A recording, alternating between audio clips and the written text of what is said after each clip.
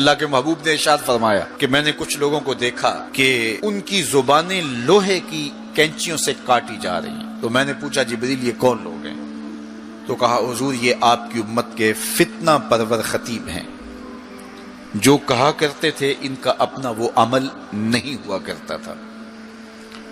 لوگوں کے اندر فتنہ اور فساد بپا کرنے والے لوگ، جن کی زبان کی تلخیاں معاشروں کے اندر تفریق پیدا کرتی ہیں، بھائی بھائی سے لڑ پڑتا ہے، میاں بیوی کے درمیان تفریق پیدا کر دیتے ہیں، نفرت کی چنگاریاں ان کی زبان اگلتی ہے، اور ان کے لہجے لوگوں کے اندر تفریق، تشدد، افتراق اور فرقہ بندیاں پیدا کرتے ہیں۔ تو ایسے لوگ قیامت کے دن ان کی زبانیں لوہے کی کینچیوں سے کاٹ دی جائیں گی، جس کی صورت اللہ کے محبوب پہلے ہی ملاحظہ فرما چکے۔ اللہ کے محبوب علیہ السلام فرماتے ہیں میں نے ایک منظر دیکھا کہ ایک سوراخ ہے، اس سے ایک بیل نکلتا ہے، نکلنے کے بعد دوبارہ گھسنے کی کوشش کرتا ہے لیکن گھس نہیں پاتا۔ جبریل نے کہا کہ حضور یہ ان لوگوں کی مثال بیان کی ہے جو زبان سے بڑا بول نکال دیتے ہیں اور پھر دوبارہ اس کو لینا چاہتے ہیں تو پھر وہ واپسی نہیں ہو سکتی۔ بعض اوقات آپ کوئی ایسی بات کر دیتے ہیں جس سے فتنہ پھیلنا شروع ہو جاتا ہے، جس سے شر پھیلنا شروع ہو جاتی ہے، جس سے لوگ آپس میں الجھ پڑتے ہیں، تو آپ آرام سے زبان سے کوئی جملہ نکال دیتے ہیں لیکن بعد میں اس کو واپس لینا چاہیں لیکن وہ شر پھیل چکی ہوتی ہے۔ تو اسی لیے ہمارے بزرگوں نے ہمیں یہ کہا ہے کہ بولنے سے پہلے 100 مرتبہ بات کو تول لو، غور کر لو، فکر کر لو۔ کمان سے تیر نہ نکلا ہو، آپ کے پاس اختیار ہوتا ہے کہ جب چاہو اس کو پھینک لو، لیکن جب آپ کمان سے تیر چھوڑ چکے ہوں تو پھر آپ کا اختیار ختم ہو جاتا ہے۔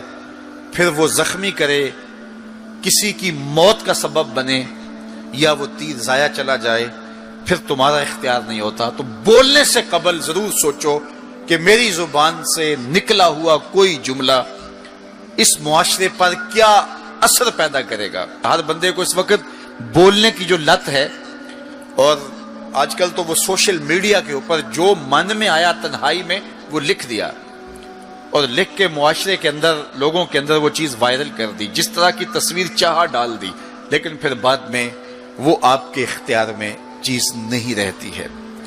بلکہ اب تو اتنے بخسیس اور اتنے نیچ فطرت کے لوگ بھی سوشل میڈیا پہ بیٹھے ہوئے ہیں۔ کسی زمانے کے اندر جو گندے مزاج کے لوگ ہوتے تھے وہ واش روم کے اندر بیٹھ کر کے چھپ کے اپنے خب سے باطن کا اظہار کرتے تھے، اور واش روم کی دیواروں کے اوپر جو ان کے من میں غلاظت ہوتی وہ لکھ دیا کرتے تھے۔ پبلک واش رومز کے اندر ایسے مناظر آپ نے بھی دیکھے ہوں گے کہ انسانیت کا سر شرم سے جھک جاتا ہے۔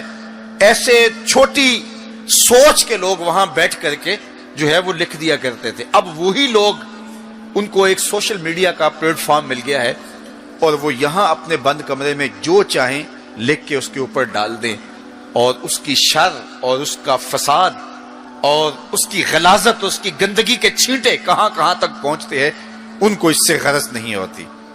تو ایک ایک حرف جو زبان سے نکلتا ہے، تمہارے قلم سے نکلا ہوا ایک ایک جملہ، اس کا حساب ہونا ہے قیامت کے دن۔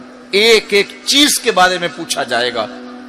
اور آج اگر تم سوشل میڈیا پہ کوئی بات چھوڑتے ہو، یا کسی مجمع عام کے اندر کوئی بات کرتے ہو، یا تنہائی کے اندر کوئی بات کرتے ہو اور پھر اس کی شر پھیلتی ہے، تو وہ شر تو پھر سفر کرتی رہے گی۔ تم اب وہ جملے کہنے چھوڑ بھی دو، تم اپنا وہ اکاؤنٹ بند بھی کر دو، لیکن وہ شر، وہ غلاظت، وہ گندگی، وہ چھینٹے جو اڑے تھے وہ آگے بڑھتے رہیں گے، اور اس کا گناہ تمہارے نامہ اعمال میں، تمہارے کھاتے میں درج ہوتا رہے گا، حتیٰ کہ تم مر بھی گئے تو پھر بھی تمہارے نامہ اعمال کے اندر وہ سب کچھ اترتا رہے گا۔ اس لیے اپنے آپ کو محتاط کرنے کی ضرورت ہے، اور اپنے ایک ایک لمحے کو محفوظ کرنے کی ضرورت ہے۔ اپنے وقت کو قیمتی جانو، اپنی زبان کو کھولنے سے قبل 100 بار سوچو کہ جو میں لفظ کہہ رہا ہوں وہ کیا مجھے کہنا چاہیے یا نہیں۔ میرے اور آپ کے آقا و مولا نے فرمایا جو اللہ اور پچھلے دن پر ایمان رکھتا ہے وہ خیر کی بات کہے ورنہ چپ رہے۔ اس کا چپ رہنا اس کے لیے بہتر ہے، اور اگر وہ کہنا چاہتا ہے تو وہ خیر کی بات کہے۔